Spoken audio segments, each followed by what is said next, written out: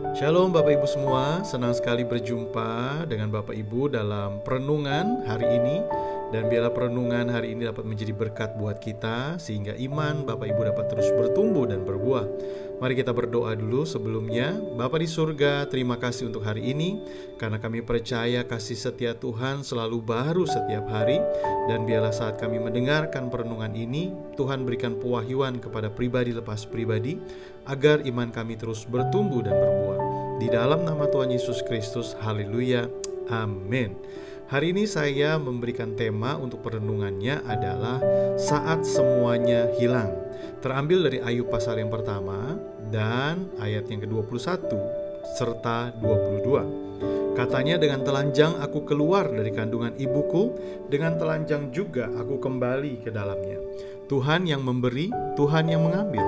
Terpujilah nama Tuhan. Dalam kesemuannya itu Ayub tidak berbuat dosa dan tidak menuduh Allah berbuat yang kurang patut.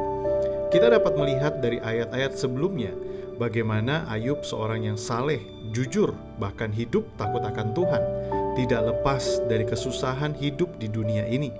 Kehilangan demi kehilangan terjadi juga di dalam kehidupan Ayub. Bahkan dapat dikatakan ini sebuah musibah, karena semua yang dimiliki Ayub diambil, hilang begitu saja seketika.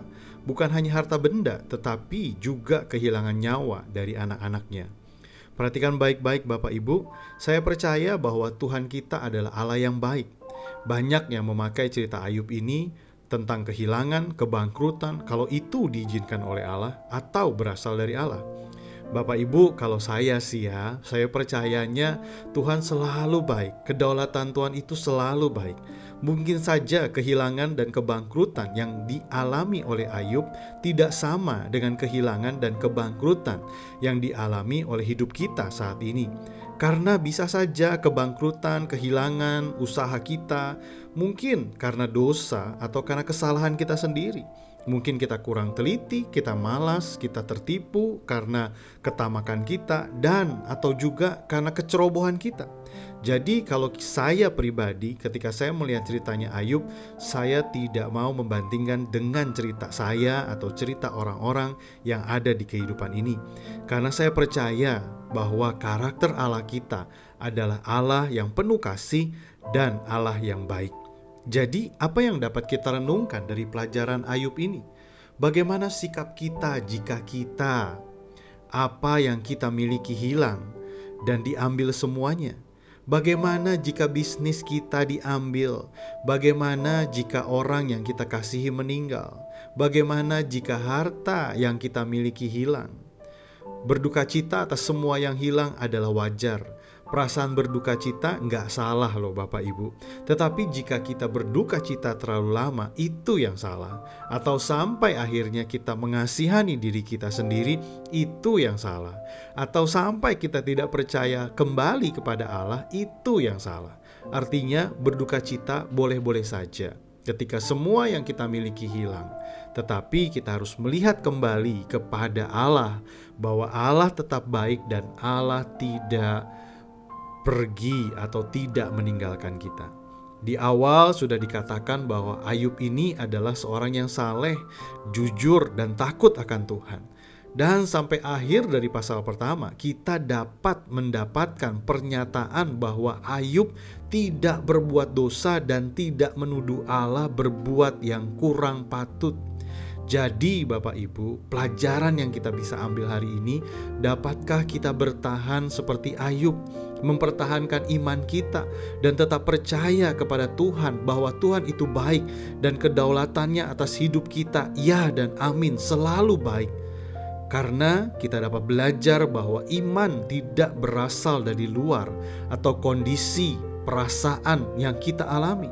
Iman bukan berbicara tentang perasaan, tetapi iman adalah tentang karakter Allah dan melihat gambaran janji Allah atas setiap kehidupan kita.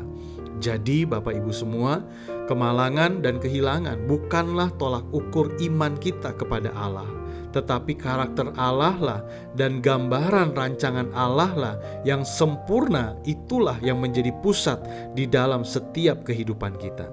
Bapak Ibu, mari kita belajar ya, terus berpusat kepada Allah tanpa mengandalkan apa yang kita miliki. Tuhan Yesus memberkati kita semua, mari kita berdoa bersama-sama. Terima kasih untuk hari ini Tuhan, biarlah kami dapat terus menjadikan Yesus sebagai pusat dalam kehidupan kerohanian kami dan juga dalam kehidupan jasmani kami.